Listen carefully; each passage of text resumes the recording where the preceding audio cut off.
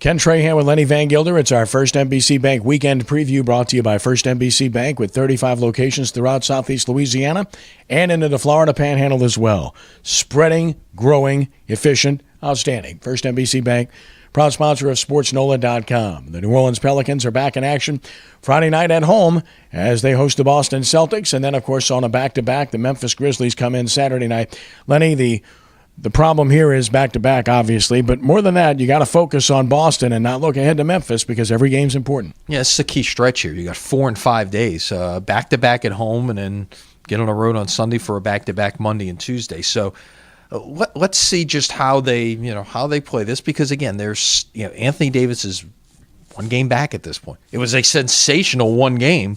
But he's just one game back. How will they treat him with a little bit of kid gloves in this stretch, trying to get him back? After being on the sidelines there for a couple of weeks. But Oklahoma City is not really pulling away as we thought they might. It's basically now it's turning into a 2-horse race for that 8th spot. And again, New Orleans has the tiebreaker, so you don't have to pass them. All you got to do is catch them, and you're in the 8th spot. Phoenix still in it, obviously, but Oklahoma City blew a double-figure lead in the fourth quarter, lost at Chicago last night, and as a result, the Thunder only a half game ahead of the Pelicans, and who knows with Kevin Durant in terms of when, where, and how, and that obviously is an X factor where that race is concerned with the Pelicans. College basketball, LSU threw in a terrible clunker at the wrong time at home against Tennessee. Not only got beat, but got whipped by a mediocre to poor team that they beat on the road. Just doesn't make any sense to lose a game like that on senior night, no less, to play with no passion and to get whipped the way they did. Speaks very poorly of the players and of the coaches, considering the magnitude of where they are in the season. You would think at this point you'd be beyond an effort like that, but I think what we've seen time and time again with this LSU team, they continue to play to the level of their competition. We have seen them throughout some, to use your word, clunker, Auburn, Mississippi State, Tennessee. You can throw a couple of others in there as well. Inexplicable efforts that had they had those games, they would be sitting comfortably in probably 5-6 seed territory in regard to the NCAA tournament. Now they've got a game Saturday at Arkansas, then of course the SEC tournament next week. I don't think it's a done deal what they're in at this point. The projections are going to show you 8-9 seed kind of thing, but tough spot in Arkansas, and then you've got the tournament. And if they don't get at least one more win in there somewhere, they're going to be sweating heavily come Selection Sunday. Remember these about the projections, Ken.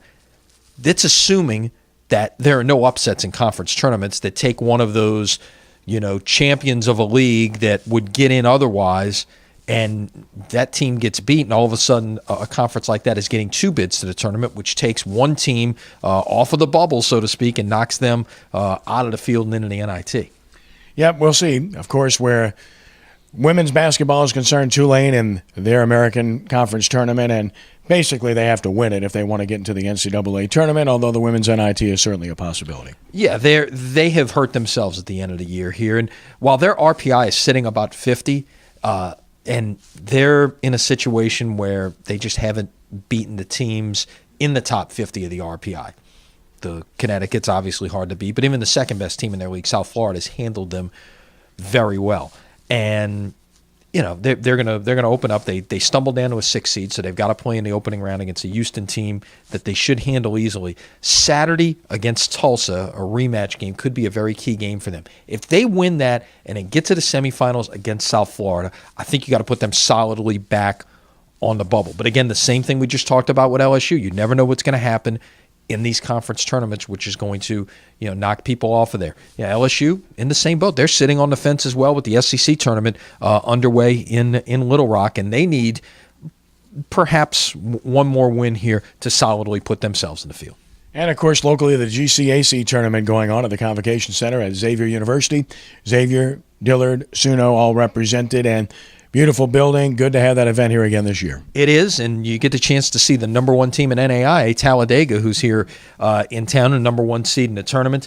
That'll be a tough beat for any of the local teams who have to face Talladega. They're a very good team, and we'll see how that plays out. The finals coming up, both the men's and the women's, on Sunday. High school basketball, boys playoffs continuing this evening. Girls finals in 3 classes going on in Lake Charles. And, of course, the finals in the other 4 classes on Saturday. We'll have full coverage at SportsNOLA.com. And speaking of full coverage, boys quarterfinal action, it doesn't get any better. The trilogy continues. The 7th time they've played in 2 years. It's the West Bank rivals, Landry Walker and Enda Carr, at the Hilario Center. Moved to the Hilario Center to accommodate more fans and to accommodate SportsNOLA.com, because we'll be televising the game live tonight. Landry Walker's won 2 of the 3. They're the favorite going in, but Carr's the higher seed.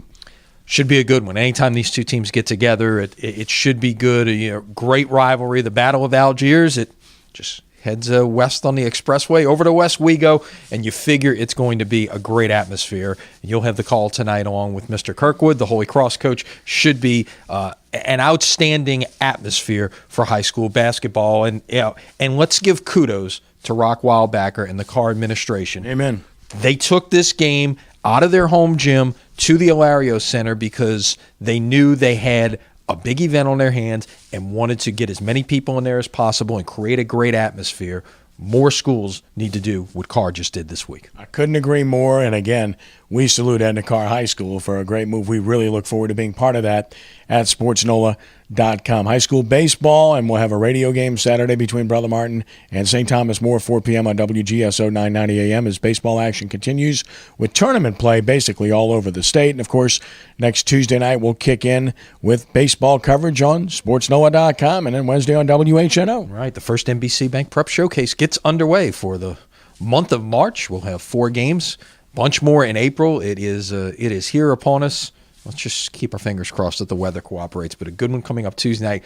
Great old rivalry, Holy Cross and Chalmette from Suarez Stadium out in the parish. Look forward to being at Noel Suarez Stadium. Great facility, and we look forward to that as well. So it's going to be a great weekend of sports and hopefully some good news to report on Monday. And, of course, where the Saints are concerned, as you probably know by now, Marcus Colston has restructured his contract. He remains a Saint. That's great because you want to see him finish his career here. Rumors about Junior Gillette being traded. I happen to think he'll end up being released at some point because the trade value, you got to believe, is diminished. Curtis Lofton rumors out there, and, of course, Pierre Thomas no longer a Saint. So it's busy, and they're getting to where they need to get cap-wise. They're not done, though. They've still got work to do, and supposedly Broderick Bunkley has renegotiated his deal to a reduced salary. Some other moves getting made as well. A lot of work to be done. The league year starts Tuesday at 3 o'clock. That's the key time to remember. Tuesday at 3 o'clock. At that point, you have to be at the cap. So a lot of work. You know that Mickey Loomis and company are probably not going to get a lot of sleep over the next 4 days.